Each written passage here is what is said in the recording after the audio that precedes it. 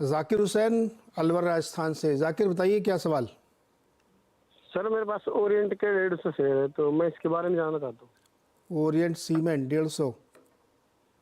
हाँ जी। राकेश जी। हाँ जी, 150 219 208 चल रुपए रहा पे। है। हाँ। देखिए उन्होंने 208 पे लिया है नीरज जी। हाँ। 210 इसका 200 डीएमए है। इसमें करेक्शन हुआ था, वो 290 300 से शुरू हुआ 190 तक। तो इतना स्टीप करेक्शन के बाद मुझे लगता है ओवरऑल सीमेंट स्टॉक्स जिस तरह से यहाँ पे परफॉर्म कर रहे हैं, इसके साथ ये एक टेलविंड होता है। तो सब चल रहा है तो ये भी चलेगा। तो कहां तक जाएगा? मेरे हिसाब से पहला रेजिस्टेंस आएगा 235। 235 का लेवल निकलेगा तो नीरज जी मुझे लगता है कम से कम 250 260 तक की जगह बन रही है। तो ये लेवल बढ़िया है। 210 जो कि इसका 200 डीएमआई है, अकॉर्डिंग टू दैट 200 हम स्टॉप लॉस मेंटेन करेंगे और इस बाइंग को कंटिन्यू रखेंगे। ओके। एक सवाल आशीष श्रीवास्तव को लेते हैं। पीएफसी के 100 शेयर है 423 के भाव पर, एक महीने का नजरिया सिर्फ।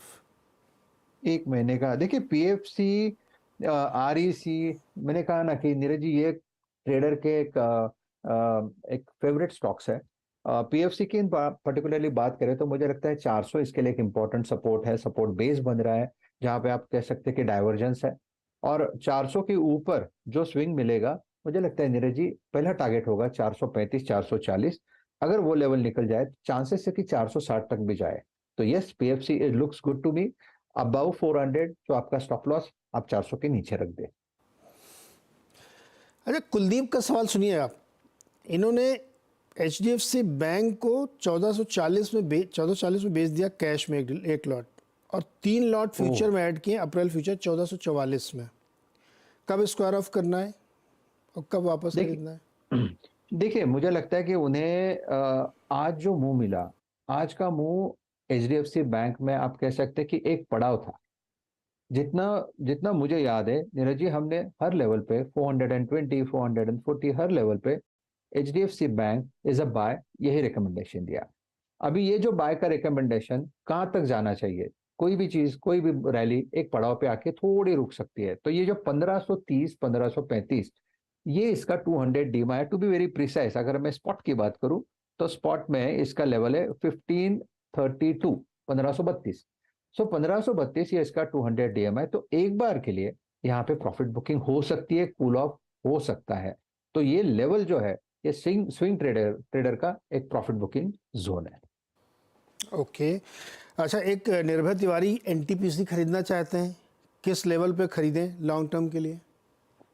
देखिए अगर आपको एनटीपीसी बाय करना है तो मुझे लगता है आपको कम से कम 340 330 इस रेंज तक वेट करना पड़ेगा।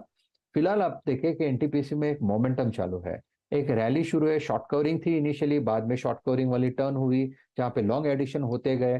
तो ये जो रैली चालू है ये अपने एक इंपॉर्टेंट पड़ाव पे है। जो चैनल की हम बात करते हैं, ये चैनल के अपर रेजिस्टेंस पे खड़ा है जो करीबन 365 के आसपास है। अगर 365 का लेवल पार कर जाए एनटीपीसी, तो फिर मुझे लगता है ये 400 को टेस्ट करेगा, 400 की तरफ भागेगा पोजिशनली।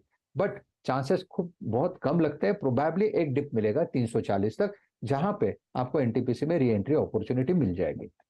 340 आए तब खरीदिएगा। वीरेंद्र कुमार उन्नाव से। वीरेंद्र जी नमस्कार। नमस्ते नमस्ते भाई साहब। नीरज जी नमस्कार, राजेश जी को नमस्कार। जी सर नमस्कार, बताओ सर। सर ये एसबीआई बैंक के मेरे पास 100 शेयर थे और 567 के रेट में। तो इसमें मैं प्रॉफिट कब बुक करूं? और दूसरी सलाह मुझे ये चाहिए थी कि मैंने कल सोनाटा के लिए लिखा था, लेकिन वो तो मैंने कल बेच दिए। दूसरा मैं 50,000 रुपये और इन्वेस्ट करना चाहता हूं, तो कहाँ पे इन्वेस्ट करूं जो प्रॉफिटेबल होगा हमारे लिए? कितने समय के लिए? सर शॉर्ट टर्म की, बस 2-3 महीने के लिए में ही मैं प्रॉफिट बुक कर लेता हूँ सभी शेयरों में करीब करीब। ये एसबीआई है जिसको मैं थोड़े दिन वेट किया, मैं करीब साल भर करीब रुका हूँ। तो पैसा तो बन गया ना 200 रुपये? जी जी सर, अभी वही मैं पूछना चाहता हूँ, इसको अभी कब तक और रोकूं? ओके, पूछते हैं राजेश जी। पैसा तो बन रहा है एसबीआई में जी। और रुके या बेच के प्रॉफिट करें अंदर? देखिए नीरज जी, इट साउंड्स कि he is a short term investor, कि एक 10-20% का रिटर्न आ गया तो मैं निकल गया। तो एसबीआई का देखिए वैसे अगर आप स्ट्रक्चर, तो मुझे लगता है ये स्ट्रक्चर पॉजिटिव है। लेकिन बड़ा काउंटर है, इसमें वोलेटिलिटी भी होती है, इसमें चॉपीनेस भी होता है, उसमें डिप्स भी आते हैं। और जो डिप्स है वो हमेशा बाइंग के लिए यूज होते हैं। एसबीआई की अगर इन पर्टिकुलरली बात करें लेवल्स की, तो 750 के ऊपर मुझे लगता है एसबीआई पॉजिटिव, और सामने रेजिस्टेंस बनता है करीबन 800 का, 790 टू 800। मुझे लगता है अगर आपने शॉर्ट टर्म के हिसाब से लिया है, एक महीने के हिसाब से, तो इस लेवल के आसपास आप प्रॉफिट बुकिंग करें। आपका जो सेकंड सवाल था कि मैं क्या बाय करूं, तो देखिए मेरे हिसाब से आप बंधन बैंक को बाय कर सकते हैं। मैं पिछले मुझे लगता है 3-4 ट्रेडिंग सेशन से मैं यही कर रहा हूं कि city union bank, RBL bank, AU small bank and बंधन बैंक, ये चारों स्टॉक्स मुझे बहुत अच्छे लगते हैं। इसमें से 3 तो मुझे लगता है निकल गए, city union bank and AU small bank, अच्छी रैली आई। तो अभी बचा क्या है, बंधन बैंक। मुझे लगता है बंधन बैंक का टारगेट होना चाहिए 220 का। तो अगर आप शॉर्ट टर्म इन्वेस्टर है तो बंधन बैंक बाय करें, स्टॉप लॉस होगा 190 का। ओके वीरेंद्र जी, 190 और 220 हाँ जी। बंधन बैंक लगा सकते हैं 50,000 रुपये शॉर्ट टर्म के लिए, और एसबीआई में प्रॉफिट लेना समझदारी है। अच्छा पैसा तो आप बना ही चुके हैं इसमें, है ना? तो जी जी। ये 2 काम आप करिए सर। ओके, 1 मिनट हमारे पास और है, तो एक सवाल लेते हैं।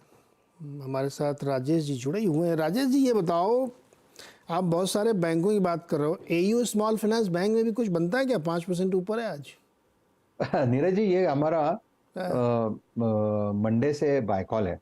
तो आज मुझे बेचने वाला है याद क्या? हाँ, मैंने ऑलरेडी दे चुका था। अरे भाई, नहीं, क्वेश्चन कैंसिल, क्वेश्चन नहीं, कैंसिल। रहने दीजिए। देखिए, अगर जिन्होंने हमारे कहने पे लिया है सीएनबी से आवाज देख के, तो उनके लिए तो मैं यही कहूंगा कि आप इसमें बने रहे। इसका आज का रेजिस्टेंस होना चाहिए 645 टू 650, लेकिन इवेंचुअली ये 680 तक जाएगा। तो एयू स्मॉल फाइनेंस बैंक, जो कि एक कॉन्ट्रा बाय था, अभी भी होल्ड है।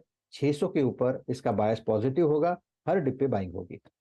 हर डिप पे बाई है एयू बैंक में। राजेश जी, बहुत बहुत शुक्रिया जुड़ने के लिए, बातचीत करने के लिए और दर्शकों की मदद करने के लिए। मार्केट इस समय थोड़ा फिर ठंडा पड़ गया है, 60 पॉइंट नीचे आ गया निफ्टी। बैंक निफ्टी लगी अभी 200 पॉइंट के आसपास मजबूत कामकाज कर रहा है। एडवांस डिक्लाइन अभी भी फेवरेबल है, लेकिन थोड़ा सावधानी रखना ज़रूरी है। छोटा सा एक ब्रेक, उसके बाद खिलाड़ी नंबर 1।